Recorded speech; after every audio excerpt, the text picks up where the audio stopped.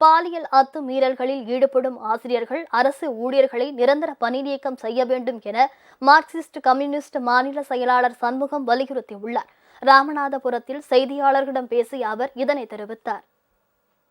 நம்பிதான் குழந்தைகளை நம்ம பூரா பள்ளிக்கு அனுப்புறோம். ஆனால் பாதுகாப்பா இருக்க வேண்டிய ஆசிரியர்களே இத்தகைய கேவலமான நடவடிக்கையில் இத்தகைய நடவடிக்கை ஈடுபடுறாங்க என்பது வன்மையான கண்டனத்துக்குரியது.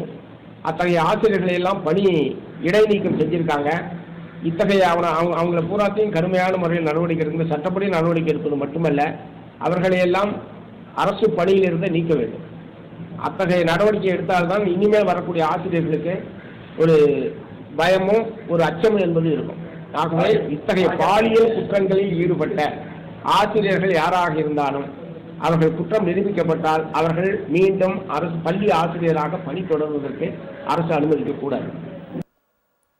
பிஜேபி அரசு உள்நோக்கத்தோடு தவேக தலைவர் விஜய்க்கு ஒய்பிரிவு பாதுகாப்பு வழங்கியுள்ளதாக சண்முகம் குற்றம் சாட்டினார். அதிமுக இன்னும் பல அணிகளாக உடைய வாய்ப்பு உள்ளதாகவும் சண்முகம் கூறினார்.